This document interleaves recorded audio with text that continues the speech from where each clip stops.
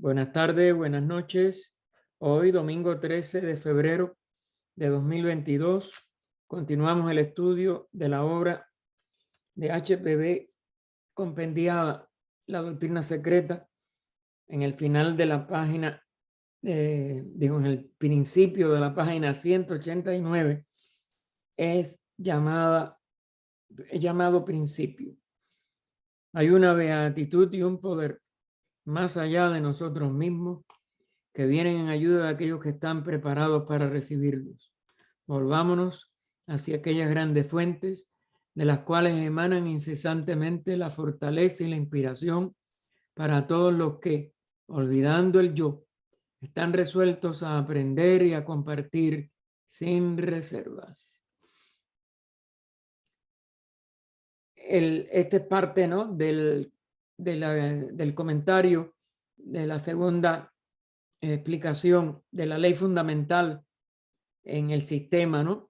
El punto central de que todo ha surgido, es decir, de todo sistema manifestado, por tanto, de todo Manvantara, alrededor y hacia el cual todo gravita, y del que depende toda su filosofía, es el principio sustancial, uno, homogéneo y divino, la causa única, la causa radical única.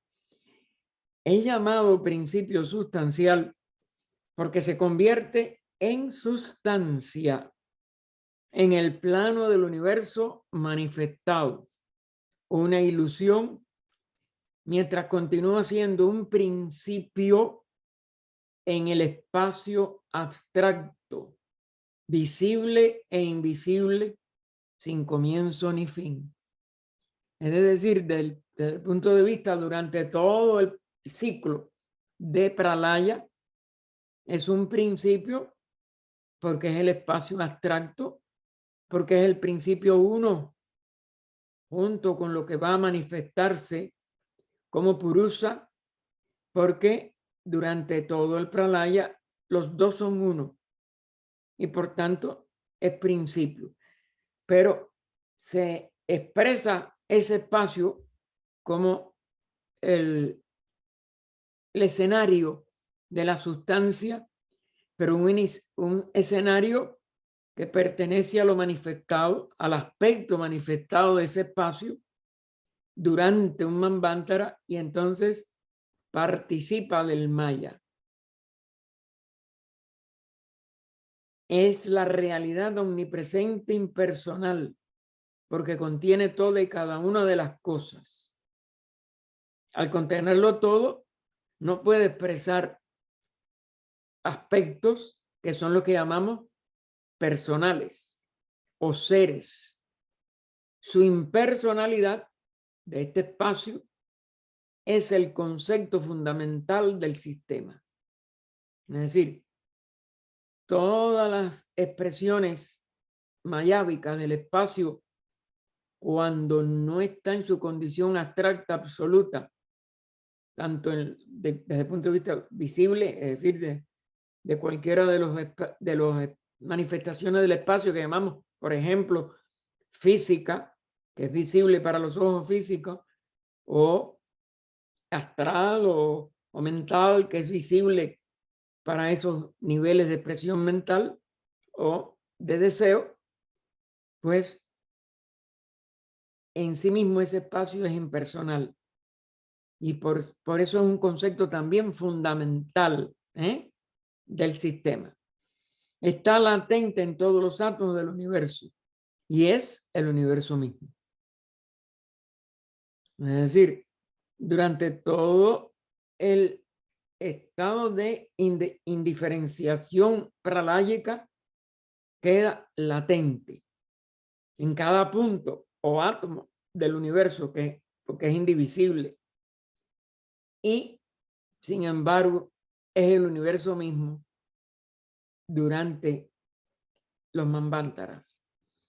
La tercera de las condiciones que ella nos da: el universo es la manifestación periódica de esta esencia absoluta y desconocida, el estado de unidad total durante todo el Pralaya, de la seidad. pero en el espacio se manifiesta el universo como una periódica transmutación ilusoria o de apariencia mayábica. Descríbese mejor aquello, y lo pone todo en mayúscula, pero enfatizando aún la A de aquello, de esta seidad que no es ni él ni ella, es aquello neutro, como no siendo espíritu ni materia. La seidad no puede ser ninguna cosa, ningún ser, ninguna diferenciación, sino ambas cosas a la vez. En su esencia es y como realidad una es espíritu y materia unidos en algo desconocido, porque la realidad es desconocida para todo ser manifestado. En la terminología indostánica, para Brahman mula prakriti, para Brahman, para señalar su aspecto espíritu, mula prakriti, para señalar su aspecto materia, sus posibles manifestaciones como espíritu y materia, pero no es ninguna de las dos la seidad. Ese es un maya del universo manifestado. Por eso nos dice, son uno en realidad, si bien dos en el concepto universal de lo manifestado. Aquí sí el espíritu y la materia parecen como un par de opuestos que nunca pueden separarse y que siempre están en una relación. Si predomina la parte espiritual, le llamamos espíritu. Si predomina la parte material, le llamamos materia. Pero ninguno de los dos puede expresarse, manifestarse, considerarse en la verdadera práctica como separados o como que hay espíritu que no se esté manifestando en la materia o que hay una materia muerta o sin espíritu. Hasta en el concepto del logos uno, aún el logos y aún su primera manifestación, como lo va a poner ahora en la siguiente frase, es los dos, no es uno solo, no es espíritu puro, ni mucho menos materia pura, al cual aquello aparece desde el punto de vista objetivo como mula prakriti y no como para Brahman. Claro, como su velo y no como la realidad de una oculta tras del mismo, la cual es incondicionada y absoluta. Esto, aunque se explique en todas las palabras posibles, la mente encerrada en la manifestación jamás podrá realizarlo. Se te acerca a su comprensión, pero siempre le quedan aspectos que no puede desentrañar. El cuarto punto, el universo, con cada una de las cosas que contiene, llamado Maya.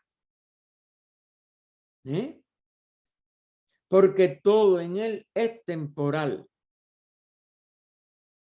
y no hay tiempo absoluto. En la seidad hay duración, pero no tiempo. No un pasado que se pueda recordar, no un futuro que se pueda, como si dijéramos, esperar, no un presente que se pueda registrar. Eso pertenece al Maya, no es la realidad. Pero en el universo es llamado Maya porque todo en él es temporal. Desde la vida efímera de una luciérnaga hasta la del sol, que se sigue siempre discutiendo por la ciencia cuántos miles de millones de años hace que nació, cuánto va a durar. Todos son especulaciones sin certeza de nada. Sin embargo, el universo es lo suficientemente real para los seres conscientes que en él residen, los cuales son tan ilusorios como lo es él mismo. Es decir, cualquier ser, desde el logos 1 hasta una luciérnaga, como no, o cualquier otra expresión de vida que dure aún segundos, va a sentir este universo como realidad. Si está manifestado en este nivel del universo, como por ejemplo nosotros, que tenemos un cuerpo físico, relativamente, desde que nacemos hasta que morimos, esta es parte de nuestra realidad. Podemos ampliarla a realidades que a través de la conciencia nos podamos asomar en expresiones más sutiles del espacio. Y en donde quiera que podamos, como dijéramos, objetivar un estado autoconsciente, sentiremos la realidad relativa de ese mundo de emoción, de ese mundo de pensamiento, de cualquiera de los otros, de los 7 planos del sistema, a que podamos allegarnos autoconscientemente. Pero como realidad total, ninguno lo es. Es relativa a la conciencia que podamos expresar y hacer residir en un vehículo adecuado a esa manifestación en ese plano. Luego, una de las objeciones de los materialistas, que están hasta en textos materialistas, de que desafían, bueno, como es maya, tírate delante de un ómnibus para ver si no te mata. Eso es contradictorio con el mismo concepto de lo que es maya. Y por tanto, no es nada más que una consideración superficial, intrascendente, de un cerebro que no comprende la enseñanza, porque está centrada en el materialismo. Y esta enseñanza es espiritual. El quinto punto. Todas las cosas en el universo a través de todos sus reinos, es decir, los que estudiamos teosóficamente, al menos son 3 reinos elementales, reino mineral, reino vegetal, reino animal, reino humano. Tenemos nociones de jerarquías superiores al reino humano. Tenemos también nociones y consideraciones filosófico-religiosas de otros reinos, como el que llama la religión el reino angélico, etcétera. Es decir, que no es que nos preciemos de que tenemos una información total de todos los reinos. Pero lo que sí nos plantea el ocultismo, la doctrina oculta, plasmada en esta obra de la doctrina secreta parcialmente, de que todos sus reinos, los que conocemos, los que se nos han dado insinuaciones, más los que no conocemos, de todos ellos son conscientes. Fíjense cómo también lo enfatizan en mayúscula. Que esa conciencia sea tan diferente de la nuestra, que sea para nosotros todavía difícil de concebir o inconcebible, eso es otra cosa. ¿Por qué? Porque nuestra conciencia está limitada a una evolución dentro del reino humano con determinado vehículo que sirve de expresión a esa conciencia. En el caso del vehículo físico, nuestro sistema nervioso, sobre todo el cerebro en el nivel humano. Pero aunque no exista, como no vemos ni podemos percibir ni investigar un instrumento parecido en el reino mineral y aún en el reino vegetal, y solamente lo llegamos a percibir en los animales superiores como centros parecidos al nuestro, con un sistema nervioso que a veces, si es mamífero sobre todo, también tiene una columna vertebral, es decir, que tiene Ya, obviamente, una parte autoconsciente o del sistema cerebroespinal que le llamaríamos en el ser humano, y el sistema que llamamos simpático, el vegetativo, el que tiene que ver con las expresiones de la vida vegetativa en ese cuerpo animal. Ah, bueno, eso es otra cosa. Lo percibimos en estos exclusivos exponentes del sistema de organización de sus vehículos por su cercanía a la evolución del cuerpo humano. Pero el que no lo veamos o no lo percibamos, una estructura parecida en el reino mineral y aún parte del vegetal al menos, pues eso no significa de que no tengan conciencia. Lo que es una conciencia todavía tan radicalmente embrionaria en cuanto a la organización del vehículo en que se expresa, como y tan lejos de la nuestra que no podemos establecer comparaciones con nuestros recursos actuales, no nos autoriza que nosotros digamos que el reino mineral es inconsciente. Si no, no podrían algunos compuestos del reino mineral cristalizar. La cristalización es una demostración de su conciencia. Y entonces ella, HPV, no los, como si éramos, completa, ¿no? El pensamiento. Es decir, son conscientes, estos se hayan dotadas de una conciencia de su especie propia, de su reino, de su organización vehicular y en su propio plano de percepción, que en este caso, que coincide con nosotros, el reino mineral, vegetal, animal, o los tres reinos que he nombrado, va a tener conciencia del plano físico.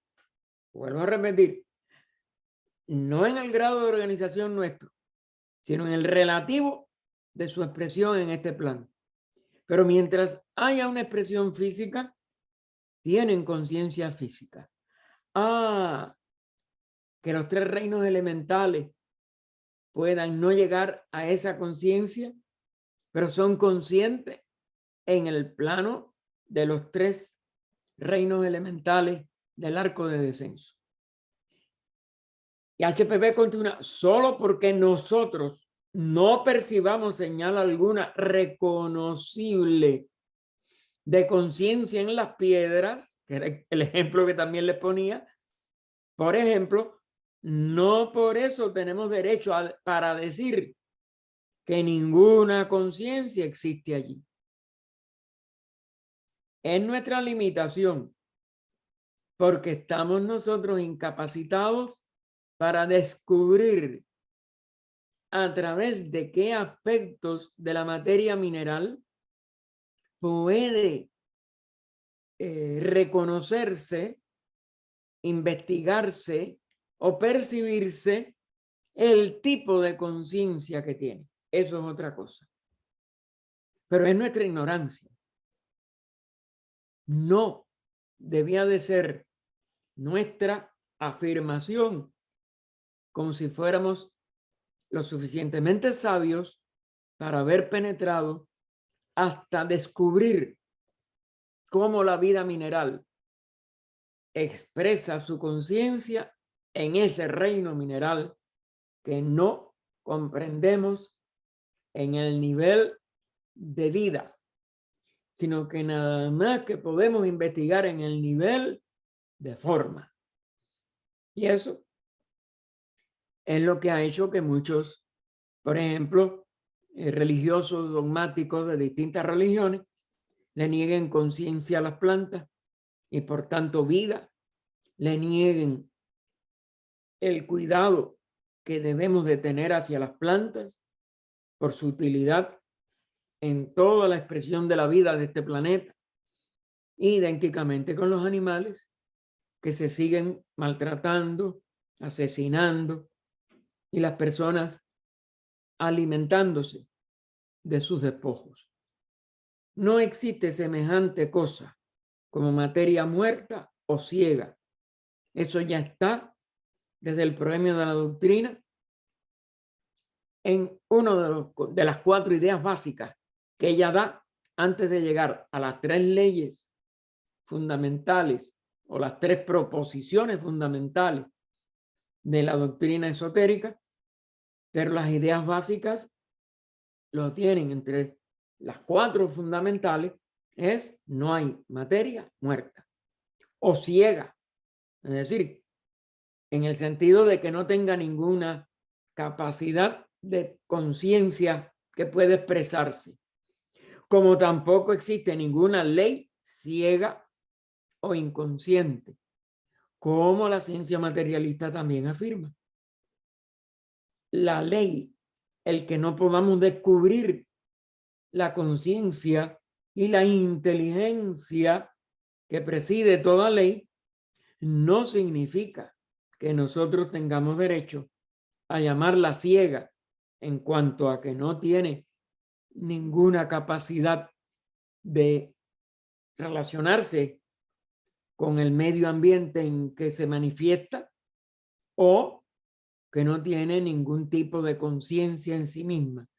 La ley también, aunque sea la esencia de la expresión del universo material del espacio diferenciado, pues es también consciente como toda vida, porque ella es un aspecto también de la vida que se expresa como ley. Tales ideas no encuentran lugar alguno entre los conceptos de la filosofía oculta. Este quinto punto, esta quinta premisa, pues óiganme, es difícil y casi imposible de concebir para el que tenga una idea o materialista, es decir, una formación materialista de que lo niega todo, o aún las ideas religiosas estrechas, dogmáticas, que carecen de el complemento de la filosofía, el amor a la sabiduría. Y sobre todo, como es natural, esta filosofía oculta, que es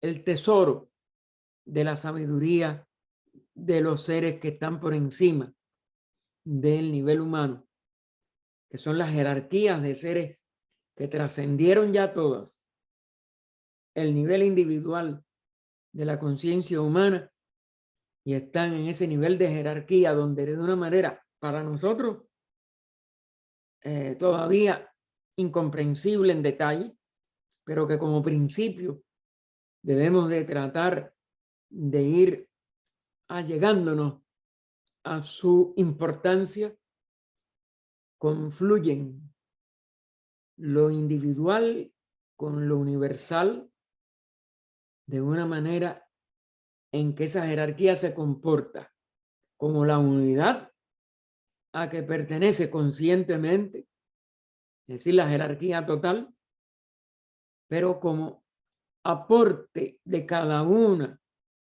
de sus expresiones anteriormente individuales que conforman el total de la jerarquía. Por eso es que se sabe desde estas enseñanzas que cada ser humano que alcanza la estatura que lo pone en la etapa siguiente superior al reino humano, entra como constituyente de una jerarquía que se le llama el hombre celeste y que abarca todo lo que realicen su superhumanidad, vamos a llamarle, durante un periodo que llamamos una raza raíz.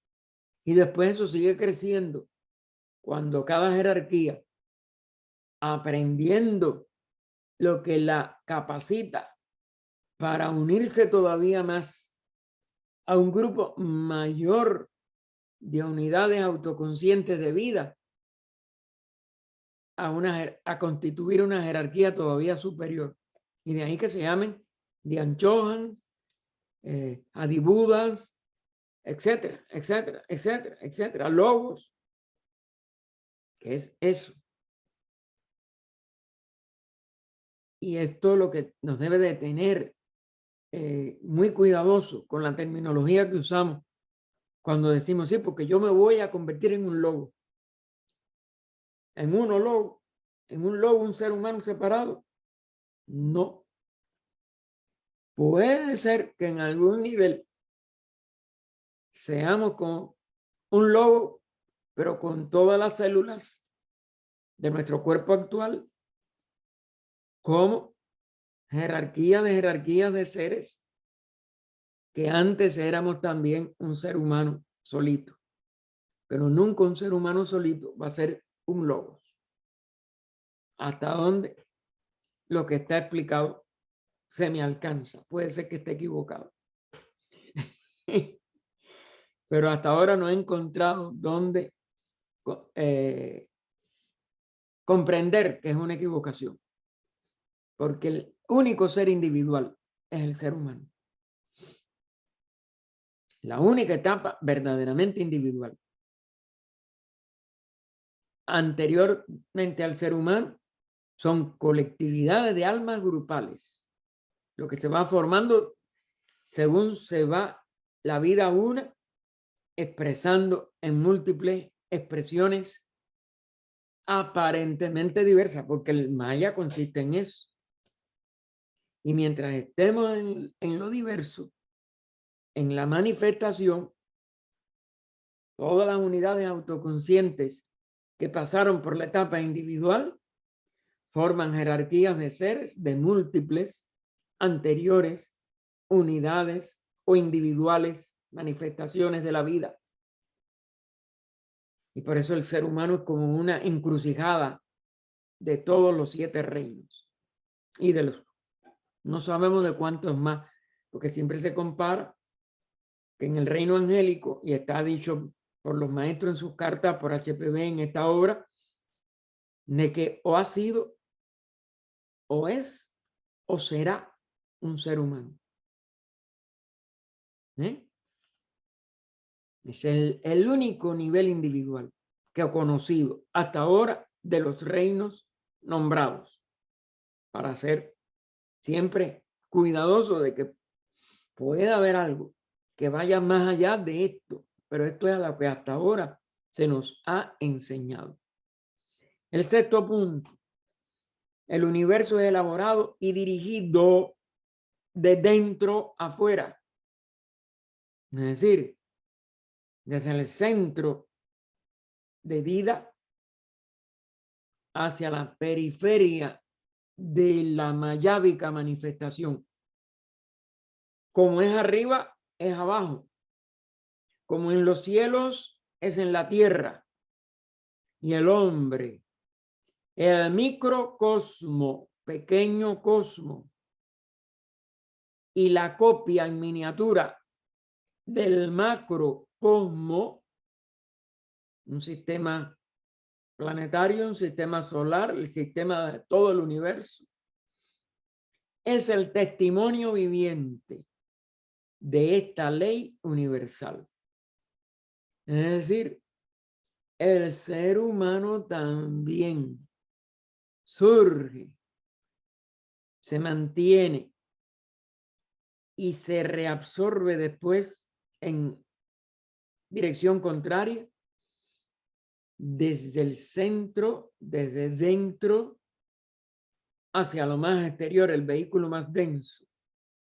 Y desde ese vehículo, después de cada encarnación hasta un punto, pero después de alcanzar esa autorrealización del hombre celeste, pues va entonces de afuera adentro.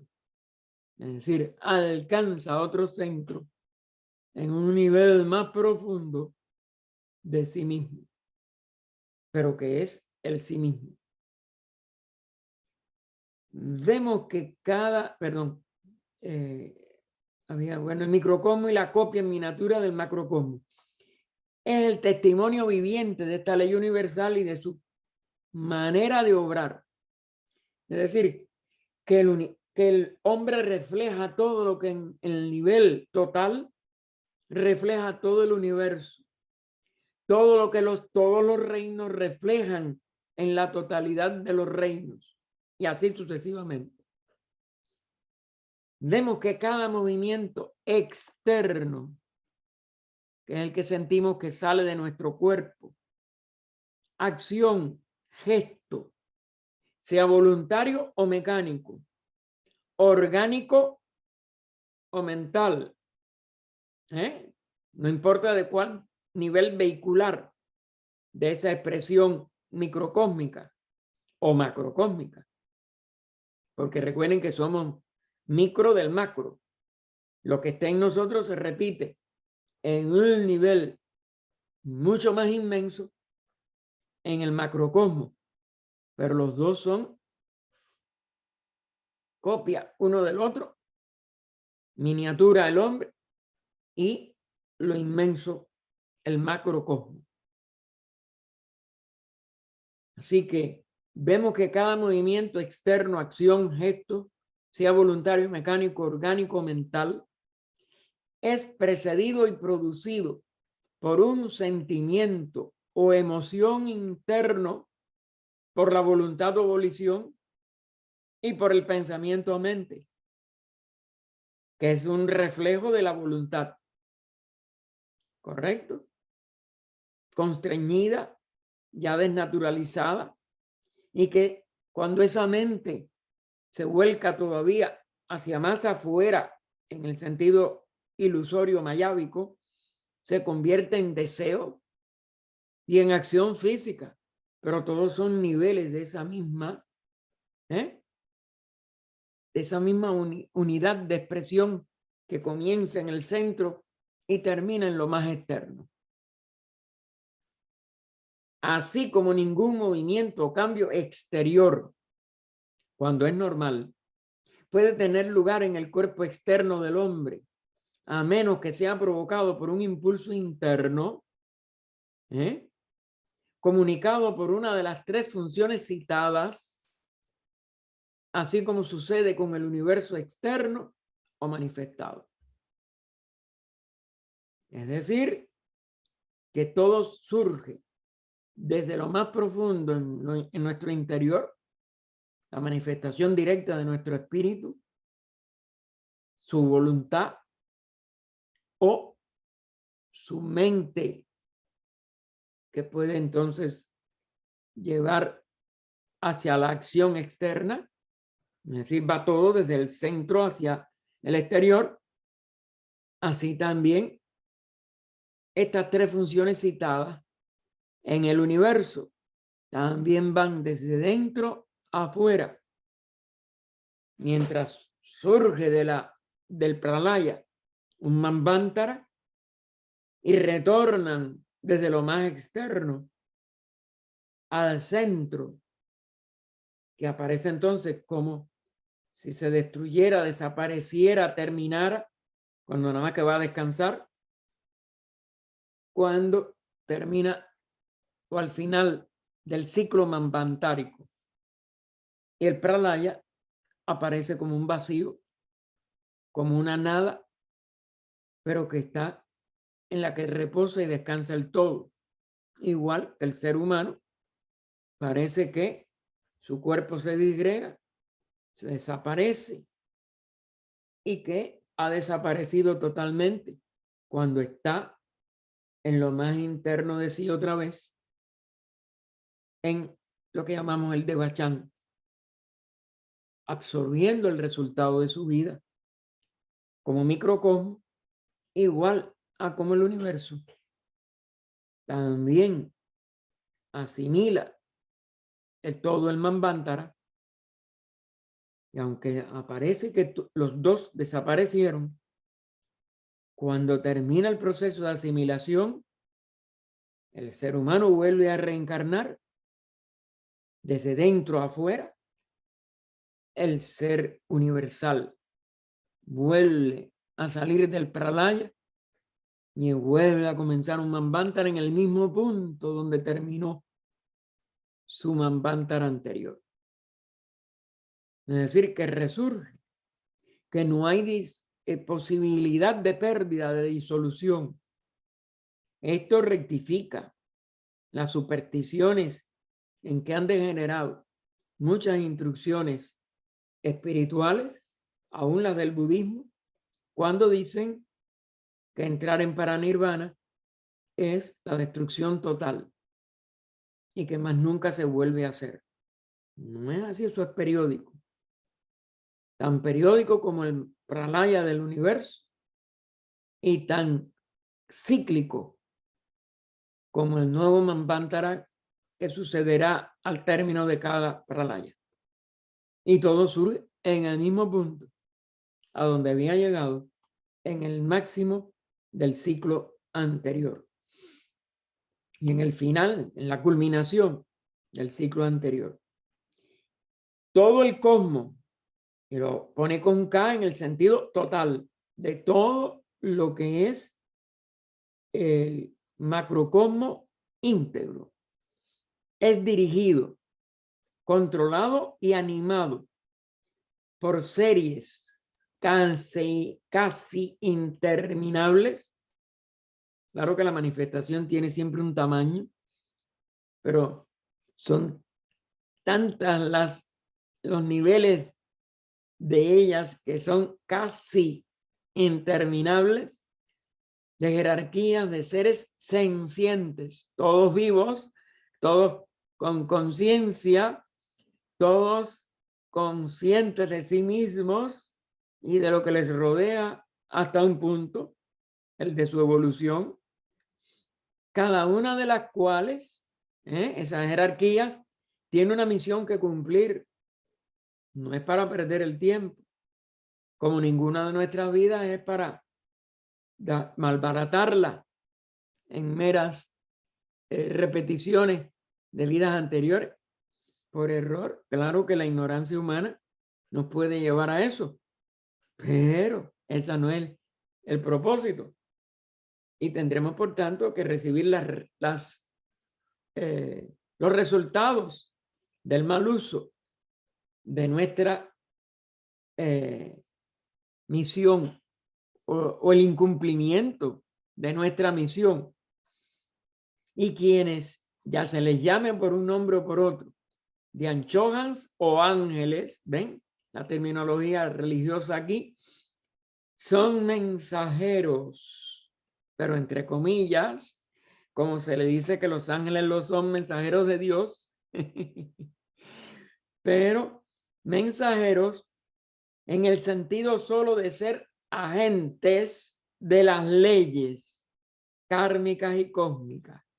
Aquí es donde viene vamos a decir, la diferencia que puede ser el abismo entre una concepción correcta de lo que es ser un mensajero, es decir, una jerarquía de un nivel logoico, de un nivel de un sistema ya manifestándose, etcétera, para que puedan llevar a cabo la labor que nosotros vemos como expresión de leyes kármicas en cuanto dentro de uno y otro etapa de cualquiera de las que rigen una específica fase de la manifestación, es decir, acción que hay que, vamos a decir, administrar inteligentemente su reacción como ley, no como capricho de una conciencia ignorante. Y cósmicas cuando todavía son más allá de lo que llamamos una acción en nuestro nivel relativo de manifestación. Varían hasta el infinito. Todas estas misiones, todas estas funciones, todas estas expresiones de la ley, porque en realidad las llamamos en plural desde el punto de vista manifestado, pero la ley una. Y también hay que tener cuidado. Los usos, recuerden que del plural y del singular son relativos al nivel de apreciación del funcionamiento de esa jerarquía o de ese nivel de manifestación universal. Y entonces varían hasta el infinito en su grado respectivo de conciencia y de inteligencia. Y llamarlos a todos espíritus puros es tan solo tomarse una licencia puesta. Tienen el grado de expresión que necesitan para la misión que tienen que cumplir. Y por tanto, recuerden que el logo se vale de todo. Cuando lo vemos en su proceso, desde dentro a afuera, en que para alterar ese espacio, ciertas expresiones de la materia que va a empezar a diferenciarse en el espacio, es decir, del espacio que empieza a diferenciarse mayábicamente como materia, para hablar con menos posibilidad de error de que ustedes lo interpreten mal, pues está adecuado a la función y la función que hacen las jerarquías que van a ir descendiendo y van a ir alterando la homogeneidad en que el espacio queda durante un pralaya, pues no tienen que tener todas la altura evolutiva de las más grandes jerarquías de los procesos totales de un trabajo de todos los niveles del espacio.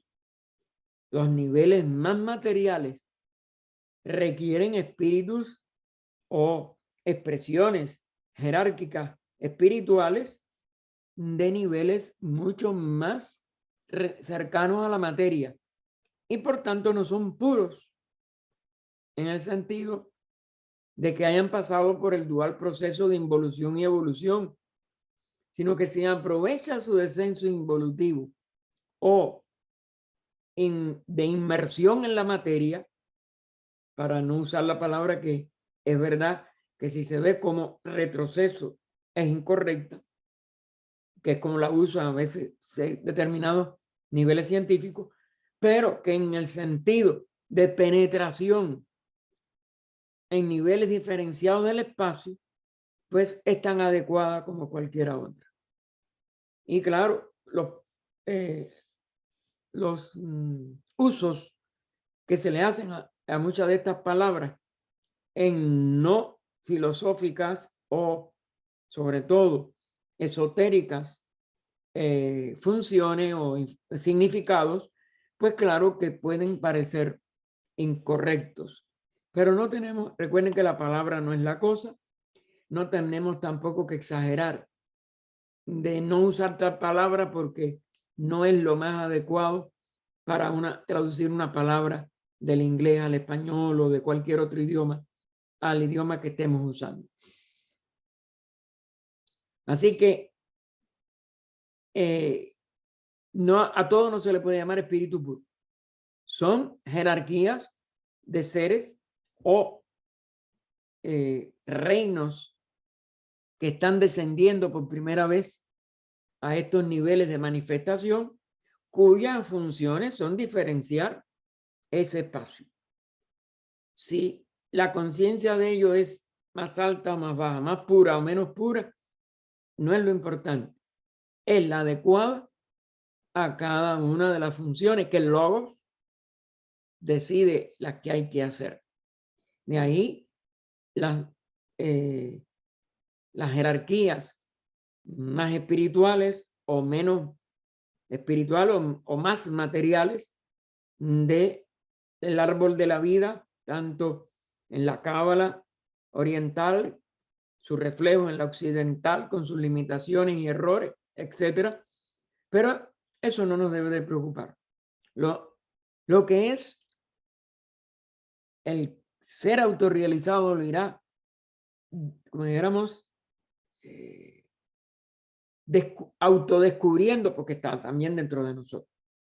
Y está dentro de nuestros propios cuerpos, de nuestros propios principios, porque nosotros somos microcosmos del macrocosmos.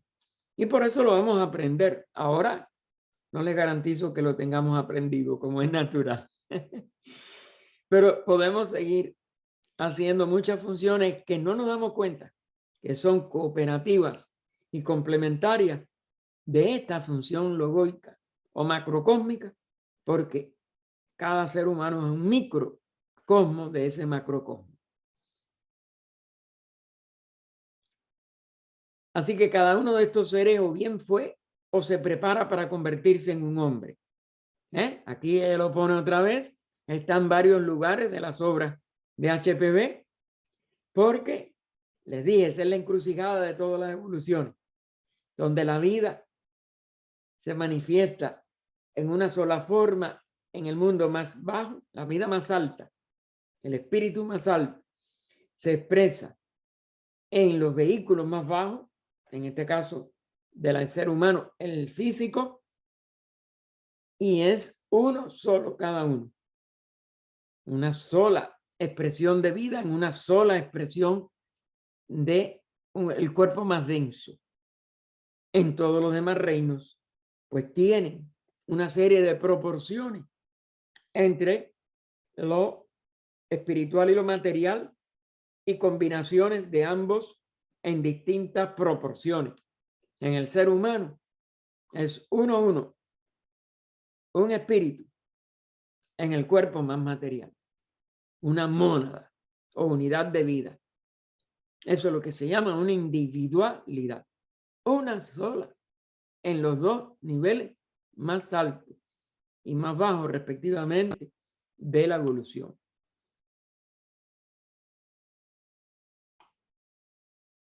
Así que dice, cada uno de estos seres o bien fue o se prepara para convertirse en un hombre y llega a ese estado humano, si no en el presente Manvantara, porque todavía no lo sea, y sabemos que, por ejemplo, en la encarnación actual manvantárica, como encarnación de nuestro logos planetario, esa puerta está cerrada hasta la siguiente encarnación.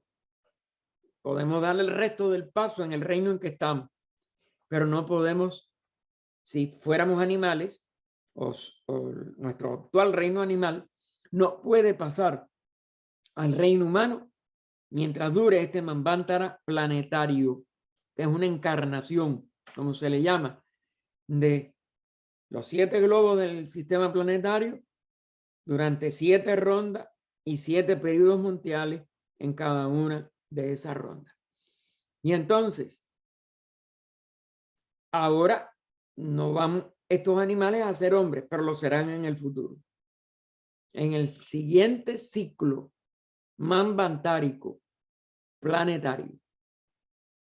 Por eso ya vuelve a insistir, cuando no son hombres incipientes, como los animales, los vegetales, los minerales, son hombres perfeccionados, que son los que van más allá de nuestra humanidad actual. Es decir, el hombre celeste, el que ya pasa a ser jerarquía. Ahora que somos hombres, aunque no completos, incipientes, pues tenemos que acabar de llegar al nivel perfeccionado para poder salir del nivel individual. Pero ahora lo somos. Y en sus esferas superiores, menos materiales, es decir, cada uno de estos expresiones de los reinos difieren moralmente de los seres humanos terrestres tan solo en que se hallan libres del sentimiento de la personalidad y de la naturaleza emocional humana. 2 características puramente terrenas. Aquí tienen ustedes cómo, mientras estamos encarnados, tenemos una personalidad. Y no podemos salir de ella si no es por realización de la perfección humana. ¿Ok? Y por tanto todos tenemos esta máscara, esta limitación y esta desproporción entre nuestra verdadera individualidad y la expresión constreñida, deformada y hasta a veces es, vamos a decir, contraria a la humanidad que expresa la personalidad. Y también tenemos algo de lo que no nos podemos eliminar totalmente: la naturaleza emocional. En el nivel humano, lamentablemente hay seres humanos que expresan su naturaleza emocional en crisis o en momentos de conflicto, etcétera, en un nivel animálico. Y en ese aspecto, el karma es terrible por eso.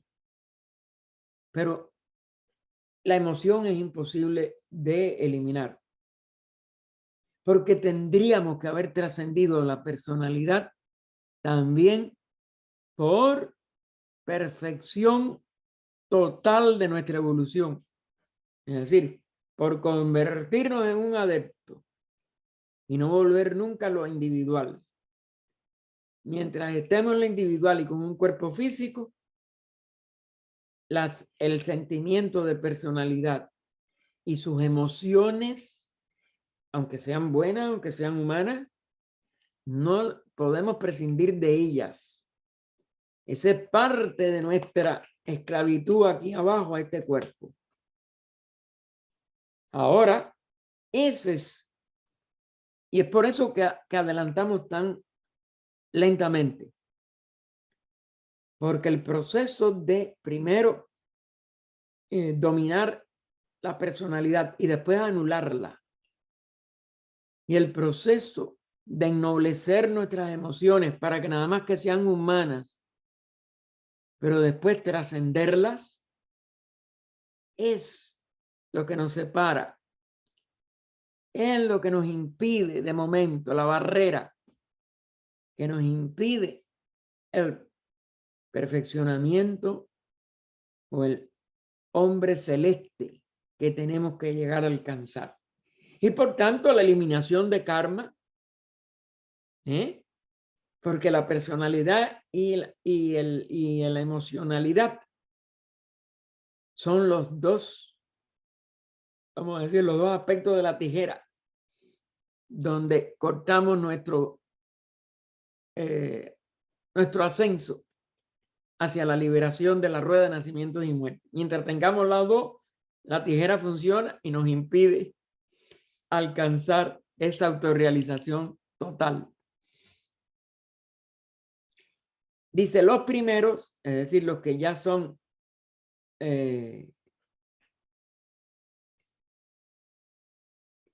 los que se han perfeccionado, los que ya están como hombres celestes. Los primeros, o sea, los perfeccionados, han quedado libres de aquellos sentimientos. Porque es la autorrealización, eso es lo que es la autorrealización del adectado. Porque ya no poseen cuerpos carnales, carga siempre entorpecedora para el alma. Ya no están sujetos a la rueda de nacimientos y muerte. Ya se han liberado del karma. Y B, no encontrando obstáculos del elemento espiritual puro o estando más libre, se hayan menos influidos por Maya, que lo que el hombre puede jamás estar. Mientras seamos seres humanos, Maya nos arrastra, a menos que se trate de un adepto, ¿ven?, que conserva separadas por completo sus dos personalidades, la espiritual y la física. Es decir, a la vez de que se logre esa autorrealización, sí se puede descender otra vez a una personalidad, pero ya no es personalidad en el sentido exacto de la palabra, porque su espiritualidad no es velada como es velada la nuestra, de la individualidad, la conciencia individual, por la personalidad física, que no tiene el dominio total de sí misma ni de los vehículos que maneja.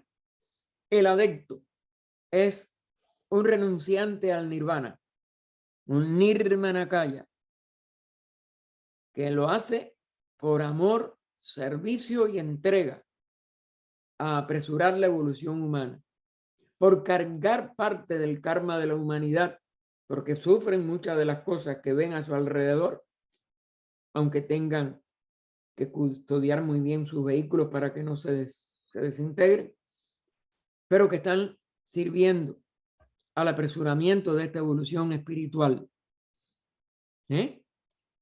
¿Ven ahí estos dos aspectos que nosotros tenemos que eliminar de nuestra ignorancia actual para expresarnos totalmente como el microcosmos que somos, pero autoconscientemente, sin maya, sin engendrar karma, sin dejarnos arrastrar por emociones, sino que revertimos esa naturaleza emocional a la voluntad original que ella es, que es lo que ella es, pero que a través de la personalidad se desvirtúa como deseo, se desvirtúa como algo que no manejamos como ley, sino que nos maneja hasta un punto, aunque nada más que sea el punto,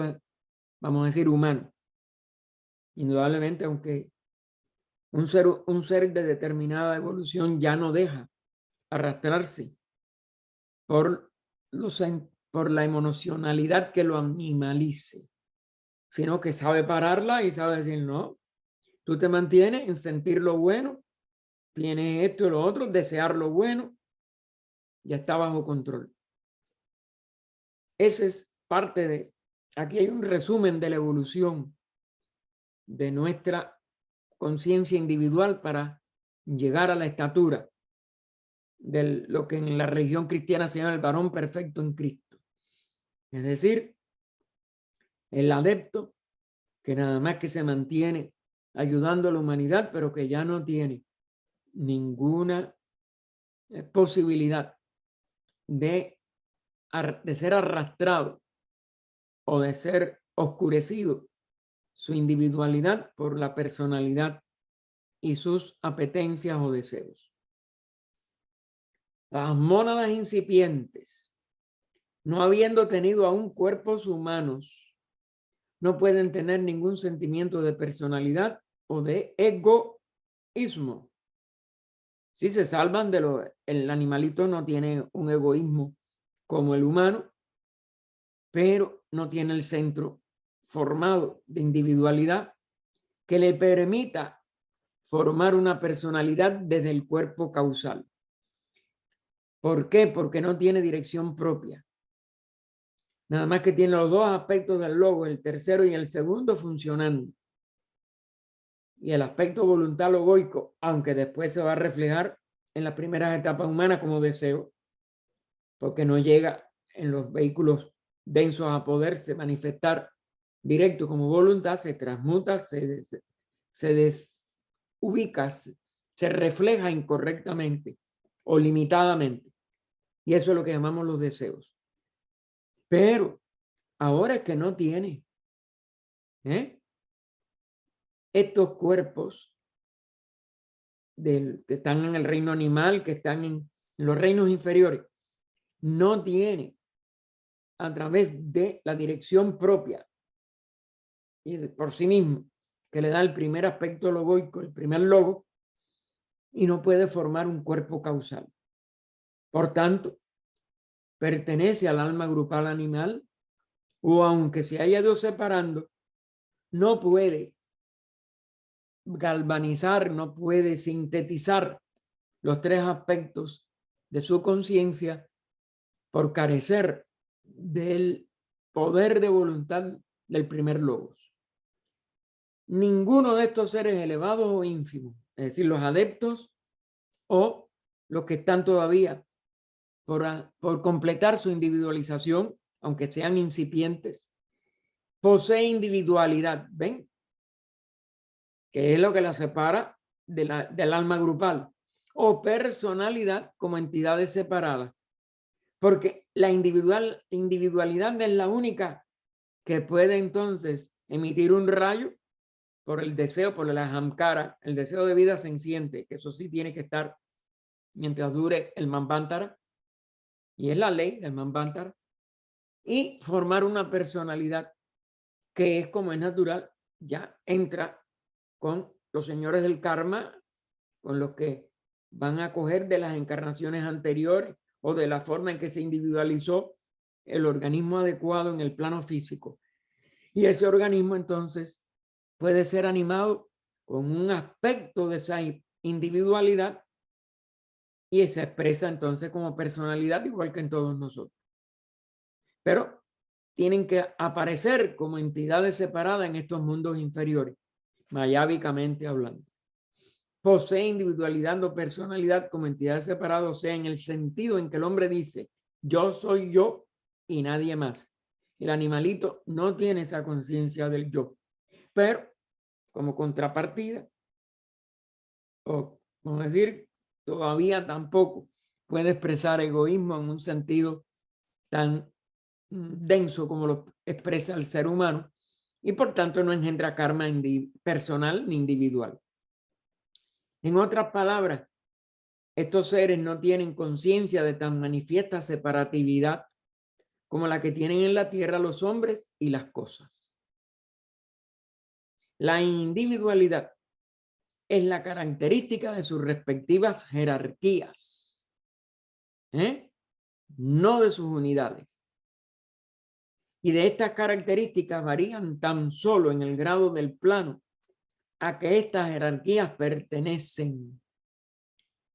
Es decir, que nosotros estamos cobijados por jerarquías del logos, de los auxiliares, de las jerarquías auxiliares del logos, es decir, las 7 grandes expresiones que nosotros hemos visto en estas divisiones de cosmogénesis, que llegan a 12 o que llegaron a 12, pero actualmente activas hay 7, y todo eso es lo que están jugando en nuestra individualidad en cada uno de los componentes de estas jerarquías que los logos mantienen en sus carreras o líneas de evolución.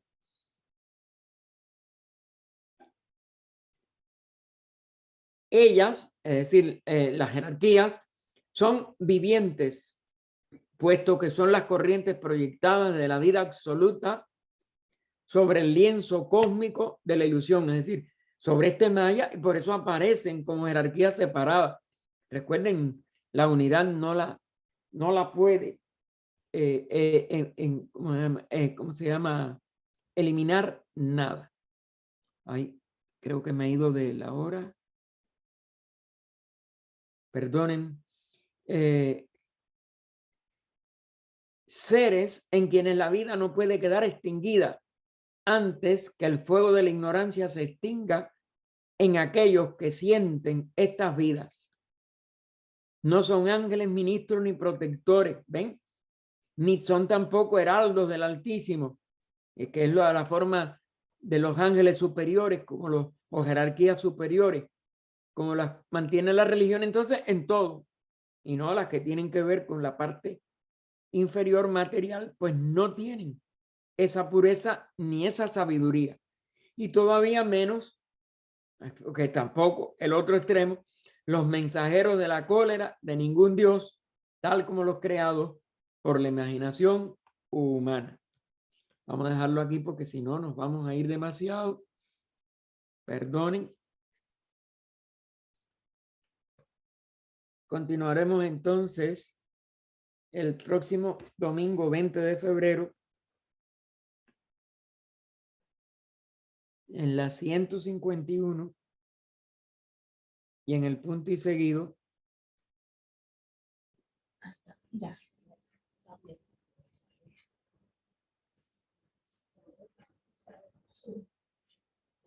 Apelar. Ok. O vida oculta que vibras en cada átomo, o luz oculta que brillas en cada criatura, o amor oculto que todo lo abarcas en la unidad, que cada ser que se sienta uno contigo sepa que por lo tanto es también uno con todos los demás. Paz, paz, paz a todos los seres. ¿Alguna pregunta, hermano? Adelante, Así, Ernesto. ¿qué tal, hermano? Sí. Bueno, al principio, en el punto número 2, decía algo muy interesante, que es el espacio abstracto, visible e invisible. En este caso, hermano, ¿cómo puede ser espacio abstracto visible? No. Ella lo que quiere decir es que no tiene la posibilidad de considerársele en ninguna de las dos cosas, visible o invisible, e invisible. Es decir, el espacio abstracto absoluto no tiene ni posibilidad de visibilidad ni de invisibilidad. No hay manifestación. Representa la ausencia absoluta de toda posibilidad de verlo porque no hay expresión mantárica, ni hay que considerarlo como invisible a algo o a alguien, porque tenga niveles tan sutiles que no se manifiestan. Está en absolutividad. Eso es una ausencia, no una ausencia, vamos a decir, una confluencia total de dos posibles características polares durante la manifestación. El espacio, durante la manifestación en determinados niveles, astral, físico, etcétera, tú lo puedes ver porque tienes la visión propia de ese nivel de visión, pero él tiene una manifestación en ese nivel, por ejemplo, el plano físico. Porque ese espacio, por ejemplo, cuando tiene una atmósfera se colorea de azul. Si tú sales en una nave espacial, lo ves todo negro, porque no hay nada que refleje la luz. Y entonces, pero puedes ver las luces de las estrellas, etc. Luego, es la concepción del espacio manifestado, es que puede tener características que pueden ser visibles o invisibles, o visibles en un nivel e invisibles en otro. Por eso ahí se puede usar el o la i convertida en e por nuestras reglas gramaticales. Pero lo que quiere decir Ernesto es que en ese pralaya total, el espacio es objetivamente inexistente. Es abstracto absoluto. Por tanto, no hay posibilidad de características ninguna. En la relación con la vista en la que se da como par de opuestos, visible o invisible.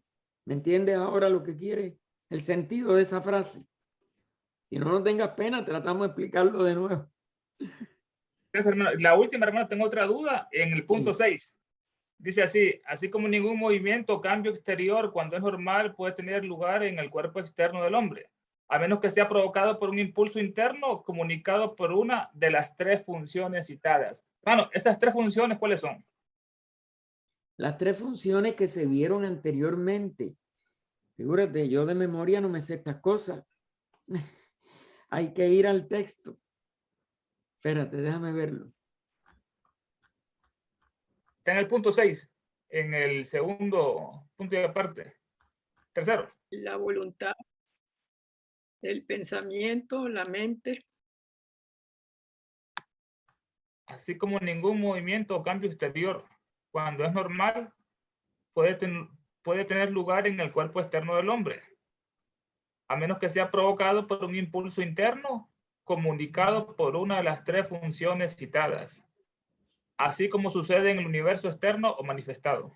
La voluntad, la abolición. Sí, la voluntad, La abolición. La voluntad y el pensamiento. Y el pensamiento. Correcto. y la mente. Ajá, y la mente. Esas son las tres sí, ahí mismo está. Siempre vas atrás y las encuentras, hijo. Sí, correcto. Gracias a los que lo vieron, pero yo no quise decirlo en las palabras mías, sino en las que estaban escritas. Gracias, Ángela y Lucila. ¿Algo más? Ah, no. Entonces, adelante, María Jesús. Sí, en el punto 5 se ha mostrado pues, un principio que para nuestra mente es muy difícil de comprender, que no hay materia muerta. Y bueno, a base de trabajar, pues llegamos a entender que sí, que en el reino mineral está vivo Sí. y tiene consciencia el reino mineral. Pero eso, no hay materia, nada de lo que se manifiesta. O sea, este boli no está muerto, está Sí. vivo. Pero ya llegar a entender que tiene consciencia, como que es un poco de... Hay que hacer un acto de fe ya, ¿no? Para llegar a ver la consciencia en este boli. No sé qué me podrías Mira, iluminar. sí, y no, y comprendo tu pregunta. Vamos a decir, y tu estupefacta, te quedas estupefacta. ¿Cuál entonces es la del? Ahí, claro, que tenemos que tener en cuenta dos niveles. El nivel de, por ejemplo, la materia vegetal o mineral con la cual se confecciona ese lápiz o ese bolígrafo o lo que sea. Si esa materia, a la vez que es confeccionada, responde a una idea que por su función sirve de vehículo de expresión a un nivel conjunto de otra vida, claro que llega a tener entonces una vida como bolígrafo. Pero eso yo no te lo puedo asegurar. Pero lo que sí es seguro es que aunque haya procedido de un mineral y se mezcle con vida vegetal, ambas sustancias tienen los dos niveles de vida de estos dos reinos. Ahora, se sabe en algunos textos de ocultismo de que el ser humano, a través de su mente, da a ciertos elementales, como si dijéramos, una habitación en algo de lo que él construye. Y que, por ejemplo, te voy a poner el ejemplo que más he oído y que la persona, cuando tiene, como si dijéramos, cierto grado de atención, lo llega a descubrir. Los carros de un automóvil, cuando el dueño les da, como si dijéramos, un sentido de que lo aprecia, que lo quiere, que no que se apega a él, sino que comprende su utilidad, etcétera, puede recibir como que va formando un elemental. Un cristiano diría un ángel, y que ese le responde, hasta le avisa. Se genera un grado de interrelación de vida-conciencia entre el carro y quien lo maneja, y le responde. Y si se le olvidó echarle agua, a veces se lo avisa y no se le quema el motor. Y lo trata de manejar otra persona y no responde igual. Siente que no está su dueño. Eso es un elemental, es una vida elemental, pero que abarca el carro. Gracias. No sé. Gracias. Muy ilustrativo. Sí, sí, lo he entendido perfectamente. Gracias. Yo sé de muchas Gracias. personas que lo han. Muy interesante, es una analogía muy hermosa. Gaspar, Y muy cierta en algunos casos. Conozco un No, caso tengo. que me lo acaban de decir, yo tengo un y testimonio. que el dueño en este caso lo achaca que nuevecito el carro, yo le hice una bendición y dice, no, pues yo le dije, consérvala, dale cariño, no lo cuides como, es un organismo vivo lo que está dentro de ahora del carro. Es decir, un ángel, una vida elemental. Yo no, No sé de qué altura. Un y de qué- egregor. Sí, Gaspar, yo tengo un testimonio. Y tuvo un testimonio recientemente que todo el mundo dijo, pero ¿cómo? Es más, la persona culpable porque fue un accidente. No, pero si yo tuve que hacerle daño, no lo arañó y él no quería que le compensara. Dice, no, esto es, yo le sigo dando todos los días, él lo saluda, él lo Ay, quiere. qué hermoso. Sí, Gaspar, Adelante, Lucila. yo tengo un carro, cuando vengo acá a Monterrey, tengo un carro que ya es bastante antiguito, ya tiene sus añitos, bastantes añitos. Y yo aprendí eso con un carro anterior, que una vez también me servía muy bien hace mucho tiempo, y un día me subí y dije, ay, este carro ya está viejo, y ¡pum! Me chicoteó. Lo despreciaste. Entonces aprendí, porque yo ya había estudiado, digo, yo ya había entendido después un poquito esto, y este carro que tengo, que está bastante viejito, pero en muy buen estado, cada vez que llego y a veces se queda sin manejar 8 meses, 10 meses, y nadie lo puede creer, porque me subo y le digo, muchas gracias por el servicio que me prestas, te lo agradezco de corazón. Y así me subo y así le digo, le doy 3 porque ese es, hasta ese estándar, no llega ni a ser automático. Le doy 3 pompeadas al acelerador, lo prendo y jala. 8 Exacto. meses y a veces una vez un año, porque con la pandemia dejé de Sí, venir. figúrate si no podías salir, ¿para qué ibas a usar? Sí. Así es. No, yo les digo, si se establece lazo entre vida y vida, la vida del conjunto aquel, que normalmente no es una misma vida, sino que tiene distintos niveles, porque siempre tiene algo vegetal, siempre tiene algo lo que sea. Pero aparte de eso, como conjunto de carros, son varios minerales de distintas hechuras, etc. Si se le da a esa vida una capacidad de relación armónica, Así porque es. la vida es consciente. Qué hermoso. ¿Algo Sigo más? agradeciendo a mi lavadora, porque yo también le doy las gracias con la caos y la Claro, sobo y la limpio. Y sí, sí es cierto. Hoy, hermoso. Analogías bellas. espero que sí, que lo sean.